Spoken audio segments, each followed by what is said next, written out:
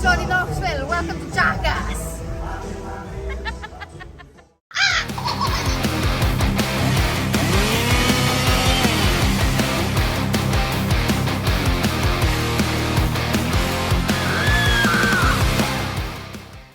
So when going abroad, we have to find a theme park, or in this case, two. So one of those theme parks was Movieland Studios, and it offered the most thrilling, exciting and unique experiences that we've ever seen, to be honest. They had loads of different rides.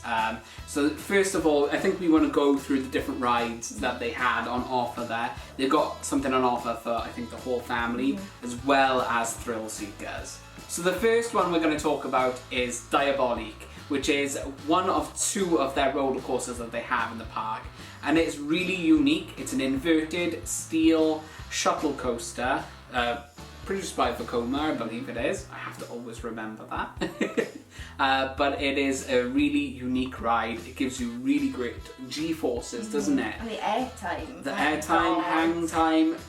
When you go in, we had a great place where we sat, which was at the front. So when we went up, didn't we? Yeah. And then we went straight back down. Through the stage, yeah. Which was amazing. The forces that you get on it, the fact that you're going backwards through these inversions, it truly is like... Mad. It was scary, I gotta say. The restraints themselves, I gotta think, mention this as well. Is my head couldn't quite fit through them. But you just got a big head. I think I just got a big head. But it was really, really thin to get my head through. And it was quite loose. Yeah. It was quite loose. And when I go on these inverted coasters, usually you bang your head quite a lot. Didn't do it once. Really, really smooth, actually. Really smooth. Very well looked after as well, I think, yes. isn't it? The paintwork on it was immaculate. So, in the same area, moving on to Pangaea, so it is a safari kind of jeep looking thing that involved loads of dinosaurs. I unfortunately had to drive. Yeah, so this ride, well, I wouldn't even call it a ride. You just drive your own jeep, isn't Yeah, it? and the most weirdest thing is it runs on Windows XP, which is... Which we caught on camera, I think. Yeah, but it was so different, and I got stuck at one point. And it kind of reversed all on its own. It knew if I went off the track, and typical me, I went off the track when we were in the midst of danger. So. Remain calm and do not panic. Activate your security. Now, the most important thing is to get away. Remain calm and do not stop for any reason. Oh, yeah, babe. Turn slightly right. Turn left. Turn left. Reverse here.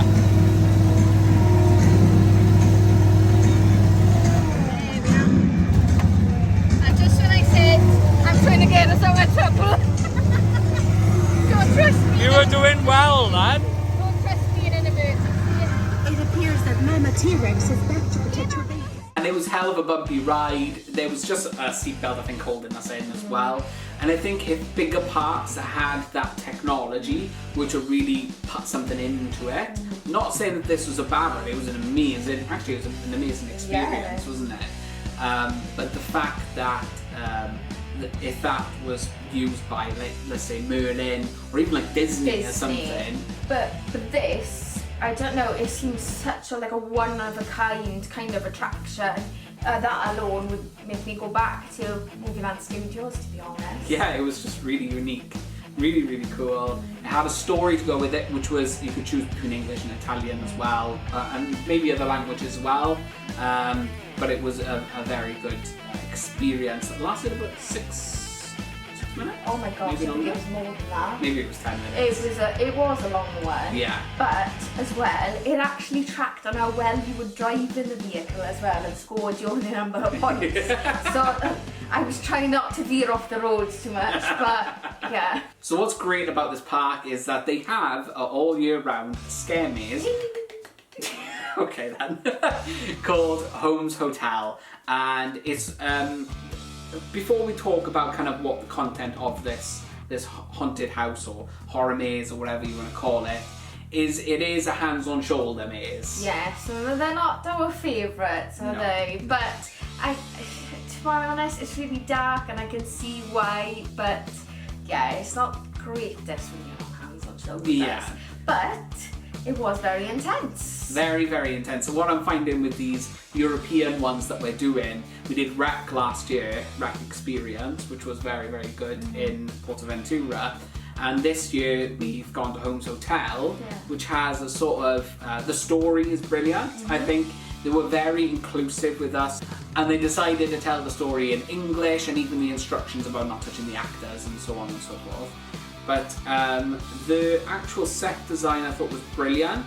Yes, there was a bit of a chainsaw. Bit of a chainsaw finale, we love that. And just, as I said, the story is brilliant because it's based on a real serial killer. Yes. About a changing hotel with sliding walls and changing doors. It was really, really cool. And the attraction itself, I think, lasted about 15-20 minutes. Yeah, it was. I was genuinely in there being like, when is this going to end? I think there was only, this is going to sound like a downside, but I think there was only a few actors in there. I would say a handful of actors, Yeah, there they were wasn't many. moving, weren't they? But because they were moving from place to place, and it made sense of the story because it was almost like those were victims and they were lost, like us, I think it makes sense to the story. The maze even starts off with an actual lift. Yes. An actual lift, and gets you through them and you're straight into the horror maze. And it's about 3 floors worth, I think, isn't it? You go up a few flights of stairs, and it was a very enjoyable sort of horror attraction. The fact that they don't charge for it as well is even better. Whereas in Portaventura you pay €10 I think to go into it. Holmes Hotel was included within the admission. And what's even better, there is a family-friendly time where families can actually go in and experience this attraction. We obviously went for the more intense times because, you know, hang time horror, but it would have been nice to actually see how dulled down the family part would be. Other than that, they do have a family attraction that is a scare attraction, which we did try out. It's more for families and little kids. And that's Phantasmic, so kind of atmosphere effects the attraction. If you don't know what atmosphere effects is, it's found in a lot of Merlin attractions. So, you know, like the Kurzfort Manor, that kind of thing. You'll know it when you see it, basically.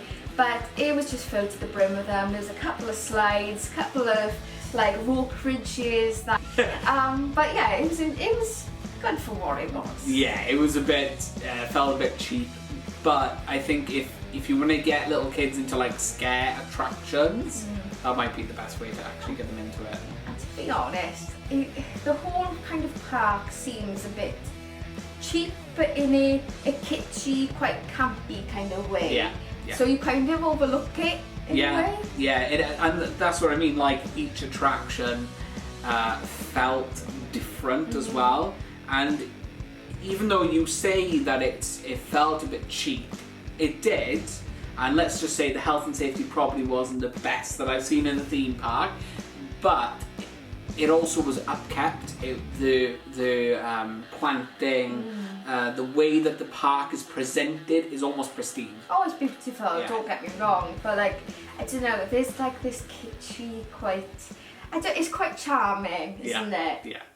So moving on from that, I think I'm going to let you talk about this attraction a little bit because I think it shook Kaylin up a little bit. Yeah. And that's the Hollywood Tower, which is a first generation drop tower. I'll let Kaylin, I think, explain this one. I shit myself, basically. It was so scary. You know, drop towers aren't really my thing anyway. Me but neither. the fact that you land on your back and then go backwards to go back into the station, my God, Crazy. Never again. Crazy. And the fact is, I didn't know there would be a smoke effect at the top. I thought we have genuinely broken down, and like the actual signage was falling apart. And so I was like, okay, I know health and safety wasn't great this year, but my God. But yeah, the smoke effects, I've seen POVs on it, and I think you haven't. And for me to know that the smoke was coming out and you didn't, it felt really, it smelled of grease. Yeah. Like, it was old, it was like, and every time you were getting put into place to go down the drop tower, it was so like, it would like move. It was a crazy ride, and I think that's one that actually scared you. Yeah, it actually scared me. And to be honest, the actual car itself that you sit in looks like something straight out of a Saw film, to be honest. Yeah. It just didn't look the most pleasing or the most welcoming. Yeah. So yeah, it was like this cage of sorts. Yeah. But yeah. Yeah, it was. It was enjoyable, but very, Yeah. very scary. I think I'd go on it again. Diabolique scared me more, I think, than this first generation, Drop Tower. Even though Drop Towers again aren't my kind of thing either. They scare me. They do scare me, and especially with it being the first generation one. But how different is that? You don't get that in every single park. It's do like you? it's a piece of history. Do you know Yeah. what I mean? We have Yeah. literally gone on a piece of history in the middle of Italy. Like Yeah. that is so cool, and I'm quite honoured to have actually ridden it, even though it did scare me. Yeah, and it's definitely a rip-off of a Tower of Terror in Disneyland. I've got to say that. It even had the theme that you would usually hear as well. So I think, again, it feels kitschy, it feels cheap. Like having this sort of inspiration, I would say, from Disney. Inspiration. But it was so unique, it was so different. Moving on from that, and talking about like Disneyland attractions that are a little bit on crack, I would say, would be Magma, and that was just an experience. That was, again, I think each one of these experiences were long experiences that seemed to hold your attention. Magma is basically a studio tram tour as you'd see in Disneyland Paris. Well, it's not called that anymore, but that's what you'd have with explosions, water effects. But I think these drivers were professional drivers for the army maybe or something like that, because they were going at such speeds and you would get soaking, absolutely soaking on this ride. Especially navigating these like terrible terrains. Like you'd be jumping out your seats at one point. And you have nothing to hold you in. No. You have a bar to hold on to, and that's it. You've got nothing to hold you in.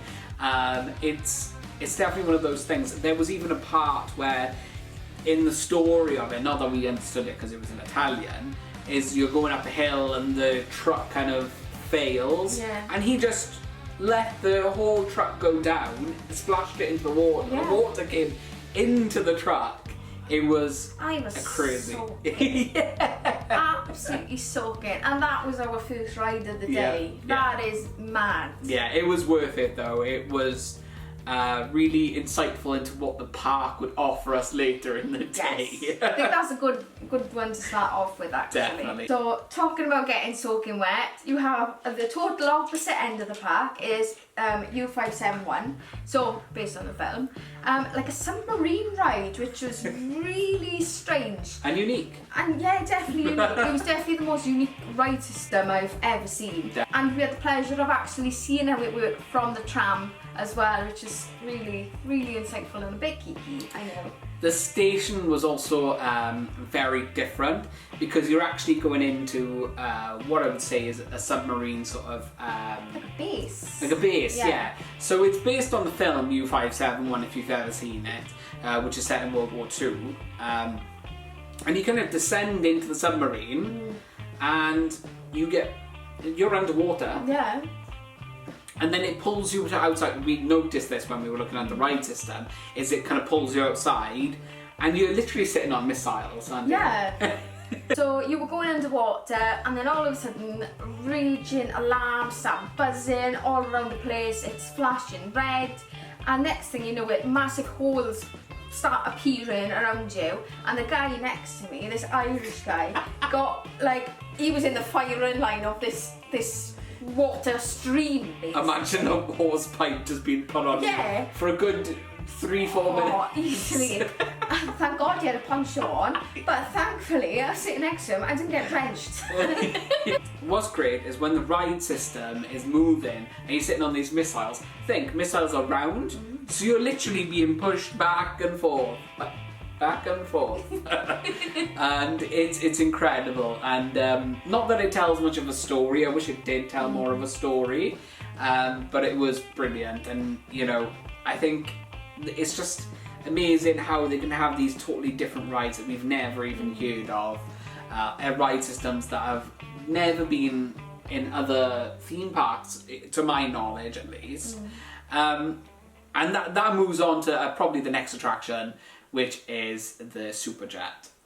God, The Superjet was kind of themed after Knight Rider, very loosely themed off Knight Rider. You literally just go onto a speedboat, which is incredible. And you go through like a scene, it's almost like you're being chased by people, isn't it?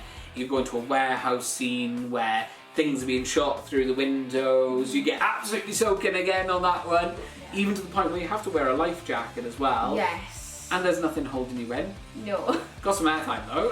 Oh yeah. To the point where I nearly landed on your lap. Oh my god, I know. And the driver, he was just doing donuts. He was just doing donuts in the water, and I genuinely thought I was going to fall in. And there was one point, he did a donut, and you're in the middle of the theatre where they do some of the shows later on, we'll mention that later.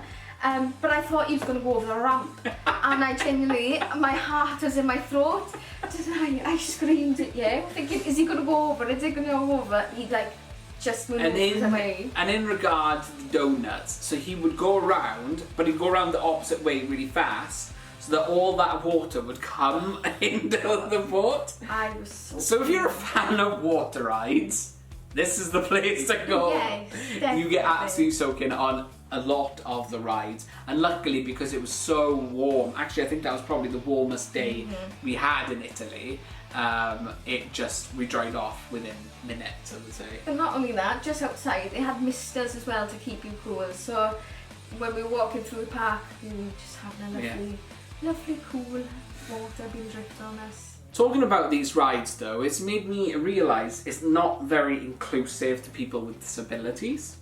That's maybe something to think about, because that's a marine ride. I can't imagine somebody who's in a wheelchair getting into that ride and out of that ride. I can't imagine them getting into the Superjet. Maybe it's something to think about for their future. Yeah, that's a good point. I don't know what Italy's kind of views are on disabilities, but like how are they gonna improve that aspect of it, or do they even have to? So we've spoken about Diabolique, but the other roller coaster that we haven't mentioned yet is Bronto Ring. Totally different to the thrilling nature of Diabolique. Yeah. It is a powered kiddie coaster, and what makes this unique is there's a figure of a caveman, I can't quite remember, in the middle, and it's being pulled around by a wire. Yeah, literally we sat, I think, in the train and it started to move back. Yeah. It was weird, and all it is a circle. Yeah. That's all the route is, and you go around it 3 or 4 times, isn't it? And it wasn't anything special. +1 credit, but you know. Now you got to get the kiddie ones in. Yeah, and I think we were the only ones that would have gone on it as well. But it was again unique. I've never seen anything like that before. Yeah. But I wouldn't say, you've got to go on it unless you want the credit, obviously. Yeah. So the last, kind of impressive attraction that they had there was Antares. I say impressive, it is just a glorified sticky wall ride, basically. But what makes this one different is that not only is it new for 2023, but there's screens, and it kind of tells you a story of you going into a space mission and you're being sent off to Mars, basically. And the first people, even the waiting area, like where you queue in. Yeah, it's like a terminal. It's like a terminal for an airport.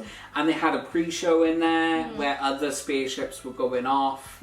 Had brilliant music as well. Yeah, it had it's kind of like an Aerosmith vibe.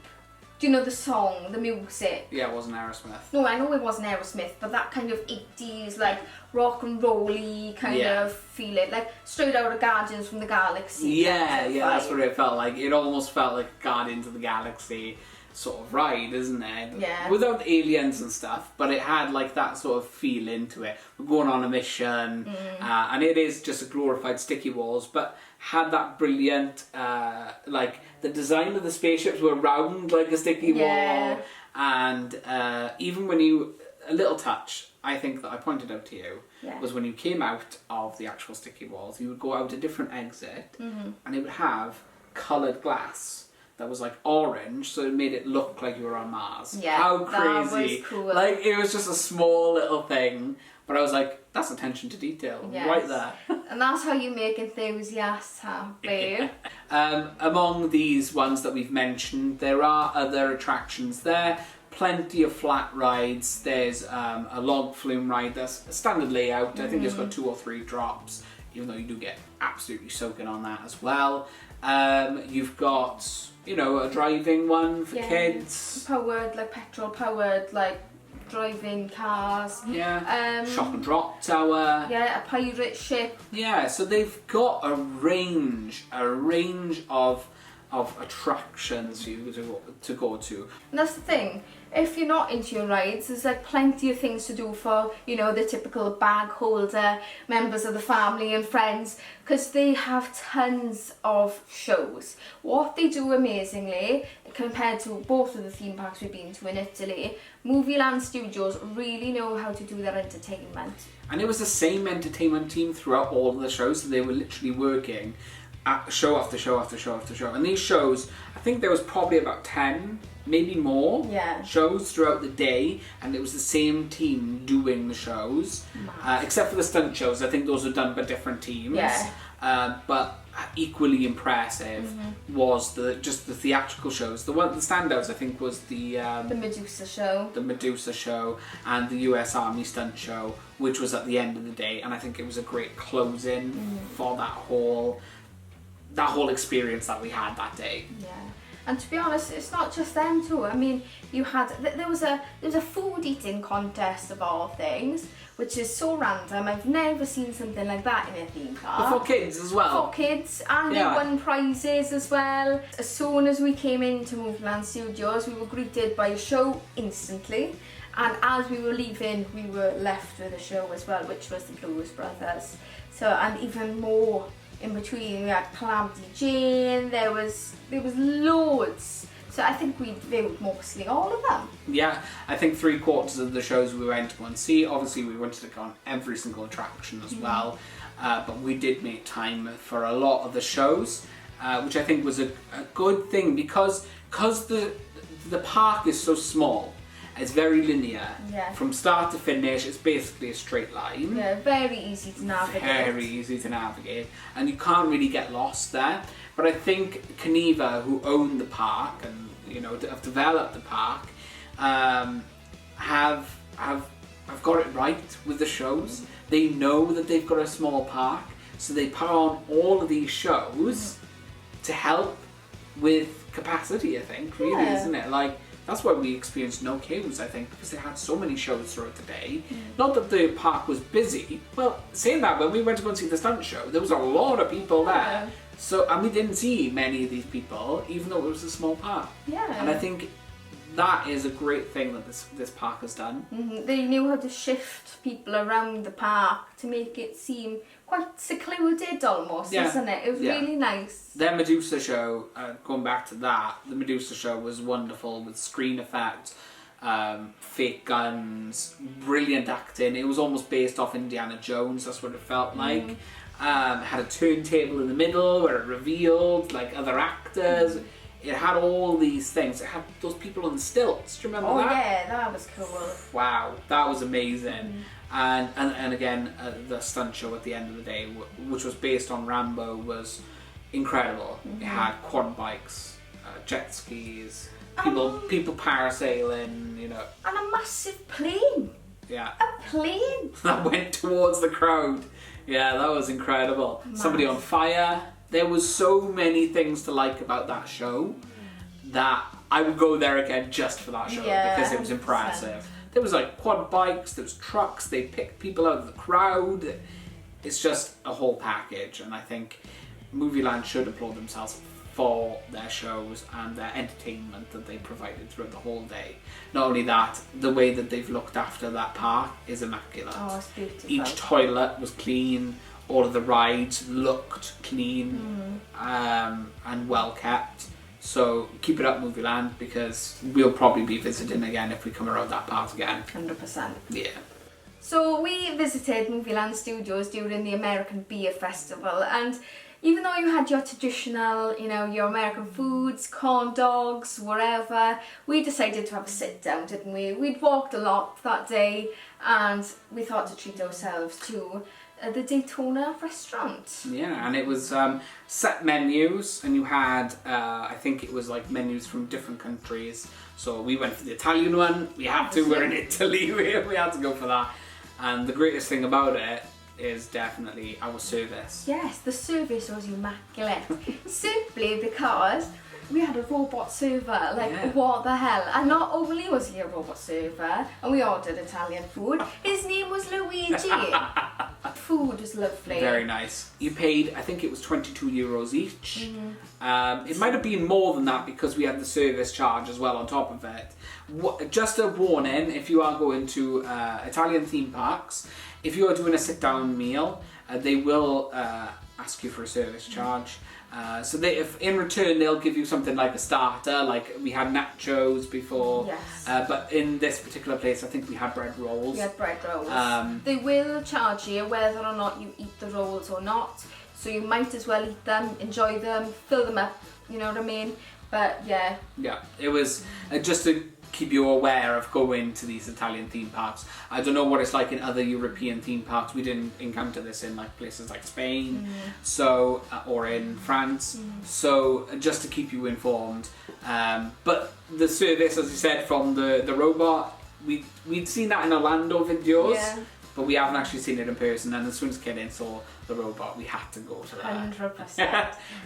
But it was €22. It is quite expensive. We do get the starter, the main, and the dessert. Yes, and like an extra starter as well with the Yeah, bread roll. yeah. And you get served by a bloody robot. Like, what's not to love? You are paying for the experience. Yeah, it's well worth it. We recommend that's the place to go if you want to eat. But they do have different food stalls there. So overall, as a package, I think this is a brilliant theme park. I don't know how you feel. Yeah, 100%. It's definitely a hidden gem. I Oh think. yeah, definitely. It is so different, so quirky, and just so kitsch. Like, I don't know what it is. It's just, I don't know. I just love it. I think I will second that, especially with the fact that we went to Gardaland as well. I think out of both of the theme parks, this is probably our favourite one between the two. It wasn't far from where we were staying. It was probably a 10-15 minute drive. Yes, so we stayed in the middle of Pesqueira del Garda. Yeah. So we stayed with like a TUI hotel, and literally it was 10-15 minutes drive by taxi. And we noticed something else while we were there, isn't there? Yeah, I mean, towards the back of the park, we did notice they are expanding. So hopefully there are bigger and better things to come in the near future. So we definitely visit again. You know, as the merch states here, I think Diabolique is a reason to go to this park as well. And it's not bad to have a +1 crowd, is that? Well, +2 if you count the little kiddie coaster as well. Yeah.